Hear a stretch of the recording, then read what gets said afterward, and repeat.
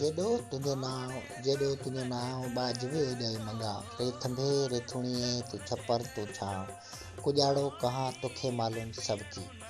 अस्सलाम वालेकुम हक़ मौजूद दोस्तों कीअं आहियो। उमेद त बिल्कुलु ठीकु ठाक हूंदो। जीअं दोस्तों तव्हांखे ॿुधाईंदा हलूं त ज़िले सांगड़ जे तारीख़ी दरगाह बहरमबरी जो मेलो सालियानो मेलो जेको आहे सो थी गुज़रियो। उन में सिंध जी कुंड कुर्छ मां पाधीड़ा पहुता ऐं टिनि ॾींहंनि वारियूं तक़रीबूं अॼु जेके आहिनि से पंहिंजी पुॼाणी ते पहुतियूं। पूरी सिंध मां दरगाह जा अक़ीदतमंद आया ऐं मेले जा शौक़ीन तमामु वॾे अंग में शिरकत कई।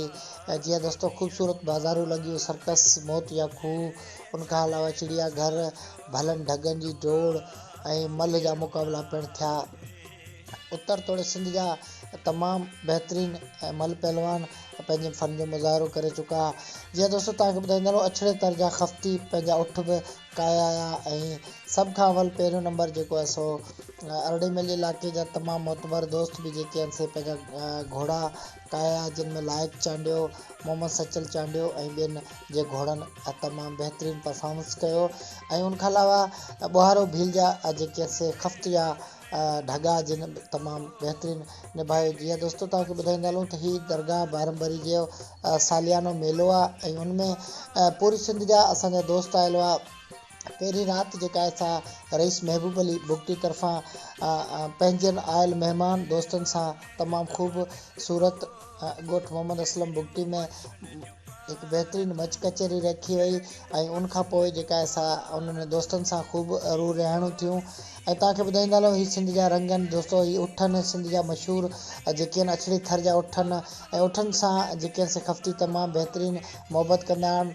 ऐं उनखां पोइ जेका आहे सा तव्हांखे ॾेखारींदा हलूं हीअ सिंध जो भलोड़ खफ़्ती भील बिरादरी जो ॿुहारो मल भील जेको तमामु भलनि ढगनि जो शौक़ीन आहे ऐं हिन जा ढगा पूरी सिंध में ऐं उनखां अलावा सिंध खां अलावा ॿाहिरिनि जेके आहिनि सूबनि में बि जेके आहे संदा ढगा काए वेंदा आहिनि। ऐं सिंध जी सकाफ़त खे उजागर करण जे लाइ पूरी सिंध मां जेके आहे सा तमामु बहितरीन परफॉर्मेंस कंदा आहिनि साईं जन जा ढगा। उनखां अलावा ॿिया बि जेके आहिनि से खफ़्ती असांखे मिलिया। उते ॾाढी ख़ुशी थींदी आहे जॾहिं सिंध जा इहे मेला ॾिसूं था। ऐं अॼु जॾहिं उन मेले जी पछाड़ी जेके असां ॾींहंनि ऐं उहे साॻिया ई मेले जा ॿार वापसि वञी रहिया आहिनि त ॾाढो दिलि खे अरमान बि थींदो आहे। पर इहे मेला मोहबतनि जा हूंदा आहिनि, इहे मेला प्यार जा हूंदा आहिनि। अल्लाह करे, अल्लाह पाक करे सदाईं असांजी सुहारी सिंध जे मथां इहे रहमतूं, इहे प्यार, इहे पंहिंजाप जा अहसास सदा सलामत रहनि। ऐं दोस्तों तव्हांखे ॿुधाईंदा हलूं त हीअ अॼु जो लाइव तव्हांखे कीअं लॻो, अॼु जो हीअ वीडियो तव्हांखे कीअं लॻो, पंहिंजी क़ीमती राय खां असांखे ज़रूरु आगाह कजो। इन ते पंहिंजे मेज़बान दोस्त वफ़ा सुमरो लाहौती खे अॻे के लाइव ताईं ॾींदा मुर्की मोकल। हूंदी हयाती पया थींदा मेड़ा, हूंदी हयाती पया थींदा मेड़ा, चङो पार बेड़ा सिकुन जे सघनि जा छिके जल्द छेड़ा, चङो पार बेड़ा हूंदी हयाती पया थींदा मेड़ा। इहा खणी चइजे त जॾहिं मींहं वसंदा ऐं विसंदा वीराना, जॾहिं मींहं वसंदा ऐं वसंदा वीराना, कंदे यादि आजिज़ उॼण खे ज़माना, असीं प्रीत पंहिंजी पुॼाए वञूं था, असीं पंहिंजो वारो वॼाए वञूं था। दोस्तों जॾहिं